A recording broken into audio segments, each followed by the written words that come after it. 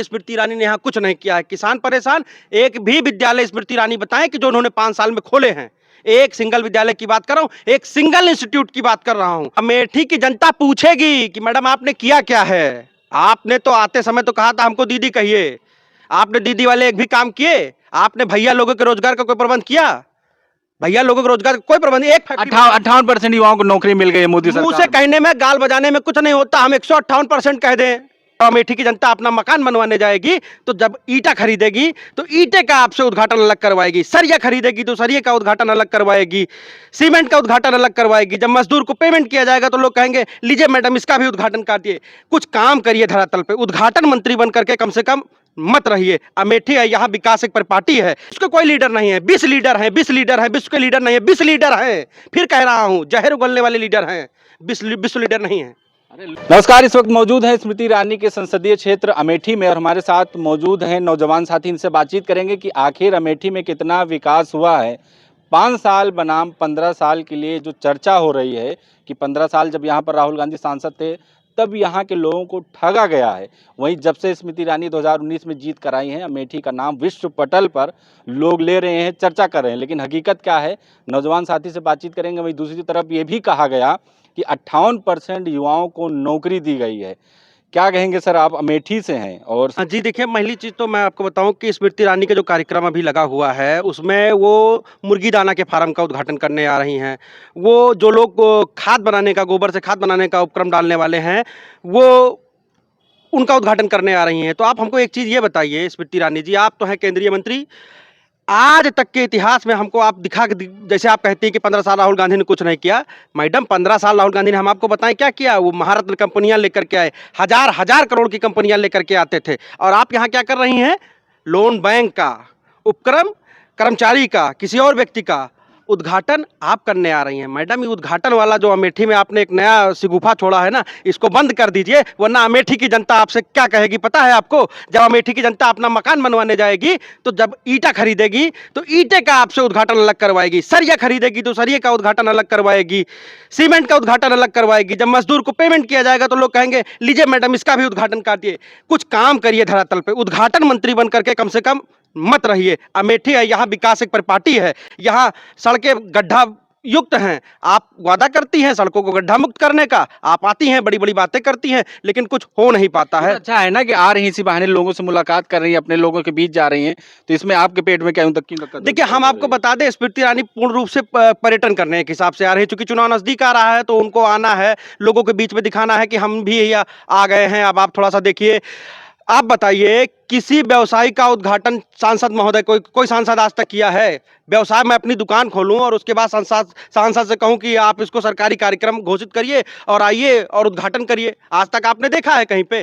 पूरे देश ने कभी देखा है कि सांसद कार्यक्रम में बाकायदा सरकारी कार्यक्रम घोषित करके कह रहा है कि भैया हम तो जो है आपका उद्घाटन करने आ रहे हैं? ये विकास नहीं है। ये तो अच्छी बात है ना कि कम से कम इस केंद्रीय मंत्री एक आम आदमी के घर आ रहे हैं, उद्घाटन कर रही हैं, उसको अच्छा लग रहा है कि कम से कम हमारे घर केंद्रीय मंत्री आ रही है, स्मृति ईरानी आ रही है, सांसद आ रहे हैं, लोग दिखाई नहीं पड़ते हैं। देखिए आप ठीक है, केंद्रीय मंत्री हैं, सांसद हैं, लोग बुला रहे हैं आपको, तो आइए ना। आप जो है तो आप इसको क्यों बताने लगते हैं कि ये हमने विकास किया है, ये हम तीर मार रहे हैं? अरे भैया तीर मारना है आपको ना, तो जो आपने एक मालविका फैक्ट्री थी जो बेच दिया आपने, मालविका फैक्ट्री को 15-17 करोड़ में आपने निपटा दिया।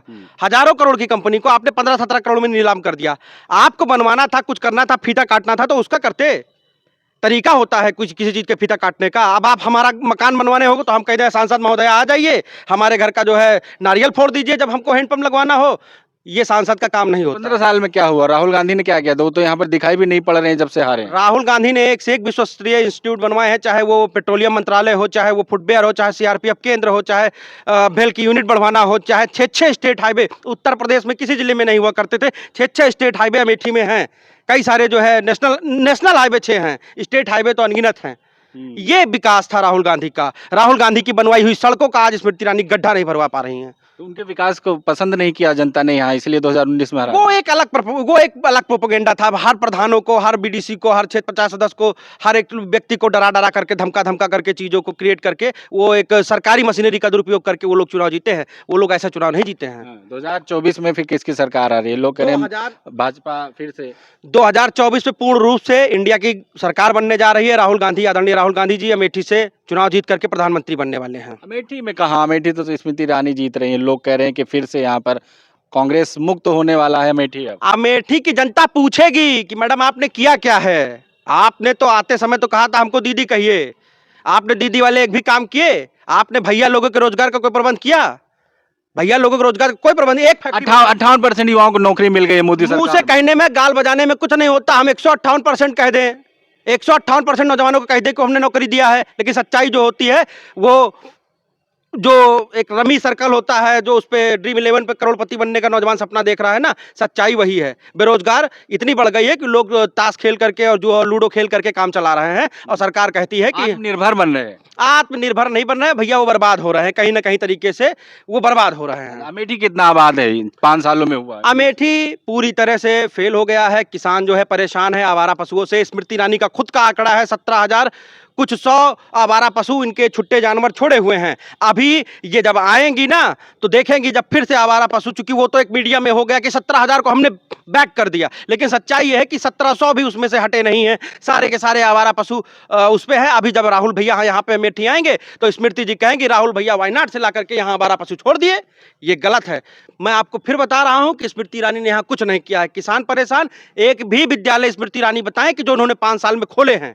एक सिंगल विद्यालय की बात कर रहा हूं, एक सिंगल इंस्टीट्यूट की बात कर रहा हूं। राहुल गांधी का कार्यकाल आप देख लीजिए, पेट्रोलियम से लेकर के हर एक सीआरपीएफ केंद्र से लेकर के हर एक उड़ान एकेडमी तक, एक से एक सारे हैं, वो अमेठी में है। कह रहे हैं इसमें ऐसा क्या करेंगे राहुल गांधी की यहाँ की जनता जो है वो उनकी तरफ हो जाए? नॉमिनेशन फाइल कर देंगे राहुल भैया और कह देंगे कि भाई 15 साल या ये 5 साल, जनता खुद ही जो है बूथ भर देगी। राहुल भैया विजयी होकर के प्रधानमंत्री बनेंगे। हाँ, 24 में अभी जो जिस तरह की तैयारी चल रही है, पास में आप देखिए अयोध्या में राम मंदिर के फीता काटने की तैयारी चल रही है, क्या लग रहा है तब भी यही माहौल होगा? बिल्कुल यही माहौल होगा भाई। राम मंदिर सबकी आस्था का विषय है, आस्था सर्वोपरि है। आदमी जाएगा, दर्शन पूजन करेगा, इसमें इनका क्या रोल रहेगा? किसी का क्या रोल रहेगा? पैसा ना कि पैसा हमारा, पैसा इस देश की जनता का, सब कुछ हम लोगों ने खर्चा किया भव्य मंदिर बनाने के लिए। हमारा मंदिर बन रहा है, हमारी आस्था, हम जाएंगे दर्शन करेंगे, 100 बार, हजार बार करेंगे। हमारी आने वाली पीढ़ियां करती रहेंगी। तो कह रहे कांग्रेस थी तो नहीं हुआ, जैसे मोदी जी आए, योगी जी आए, तुरंत यहाँ पर बन गया। उनको पता होना चाहिए कि कांग्रेस ने ही, राजीव जी ने ही राम मंदिर का ताला खुलवाया था।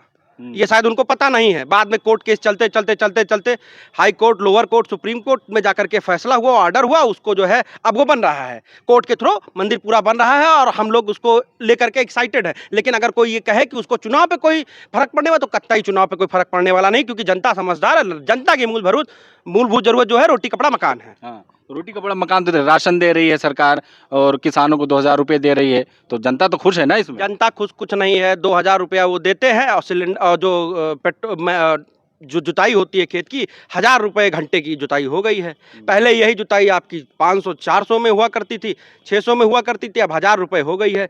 खाद का कट्टा जो 225 रुपये में यूपीए के टाइम पे यूरिया का होता था, वो 280-290 रुपये में हो गया है। 50 केजी का कट्टा होता था, मेरे ख्याल से 40-42 से 45 जो भी किलो हो गया हो। और उसके बाद एक चीज़ फिर बताएं, नरेंद्र मोदी जी कहते हैं मुझे प्रचार का कोई शौक नहीं होता है, लेकिन आज के टाइम में आप किसी खाद की दुकान पर चले जाइए, एक ऐसे बोर्ड बना हुआ है, उस पर नरेंद्र मोदी जी की मुस्कुराती हुई तस्वीर है। आओ, हमने तुमको 2000 रुपये का लालीपाप पकड़ाया है जनता को, देखो इसको।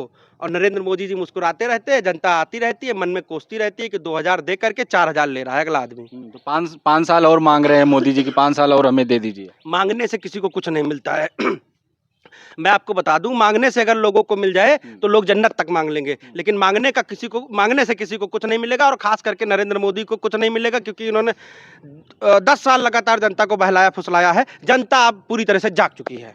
तो 2024 में लग रहा है बदलाव होगा? बिल्कुल बदलाव तय है। जनता बदलाव नहीं करेगी तो देश का कॉन्स्टिट्यूशन खतरे में आ जाएगा। अभी मैं आपके माध्यम से एक चीज फिर कहना चाहूंगा, इलेक्शन कमीशन के लिए जो चुनाव आयुक्त होता है, मुख्य चुनाव आयुक्त होता है, उसके लिए कांग्रेस ने जो कानून बनाया था, लीडर ऑफ अपोजिशन, प्रधानमंत्री और चीफ जस्टिस ऑफ इंडिया, 3 लोग मिलकर के चुनाव आयुक्त को नियुक्त करेंगे। अभी नरेंद्र मोदी ने क्या कहा है कि सिर्फ प्रधानमंत्री चुनेगा और चीफ जस्टिस ऑफ इंडिया चुनेगा और उनका बनाया हुआ एक कारिंदा चुनेगा, विपक्ष के नेता की कोई जरूरत नहीं है। अरे भैया, जब विपक्ष के नेता की जरूरत नहीं है तो खुद को राष्ट्रपति घोषित कर लो, सुप्रीम लीडर बन जाओ भारत हिंदुस्तान के, नरेंद्र मोदी जी। तो विश्व के लीडर है ही है ना, सुप्रीम लीडर, विश्व उसके कोई लीडर नहीं है, 20 लीडर हैं, 20 लीडर हैं, विश्व के लीडर नहीं है, 20 लीडर हैं। फिर कह रहा हूं, जहर उगलने वाले लीडर हैं, विश्व लीडर नहीं है।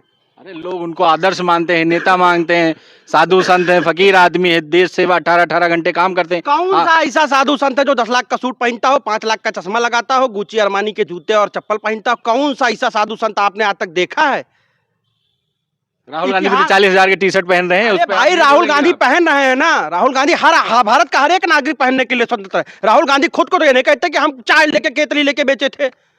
राहुल गांधी तो खुद को फकीरा टाइप नहीं बताते हैं कि हम फकीर थे। राहुल गांधी तो कहते हैं ना कि मैं पंडित नेहरू की लिगेसी का हूं, वो कहते हैं, इस चीज को स्वीकार करते हैं। कम से कम तुम्हारी तरह रोना तो नहीं रोते कि हम चाय बेचे थे, हम मगरमच्छ का दांत संघर्ष करके आए हैं, तो क्या गलत है? देखिए, मैं आपको फिर एक चीज बता दूं, का संघर्ष ही कांग्रेस की रवायत रही है शुरू से लेकर के। आप 1925 से ले लीजिए, 1919 से ले लीजिए, संघर्ष ही कांग्रेस की रवायत रहती है। और जब तक राहुल जी सड़क पे नहीं निकले थे, राहुल गांधी को लोग कुछ भी कहते थे। और आज के डेट में राहुल गांधी का सिनेरियो ऐसा हो गया है कि जब से वो सड़क पे आए हैं, जैसे गांधी ने जो है भारत को नापा था पैदल, वैसे ही जब से अभी पार्ट 2 हमारी यात्रा का शुरू होगा, राहुल जी की यात्रा का, जनता पूरी तरीके से एक नए नायक को चुनने के लिए, जननायक को चुनने के लिए तैयार बैठी हुई है। जनता समझ चुकी है इस चीज को। और संघर्ष ही जो होता है, सड़क ही कांग्रेसी का घर होता है, सड़क पे ही कांग्रेसी का जीवन होता है और सड़क से ही कांग्रेसी देश को आगे लेकर के जाता है। ये हमारी कांग्रेस ने शुरुआत से लेकर आज तक किया है और राहुल जी भी वही कर रहे हैं।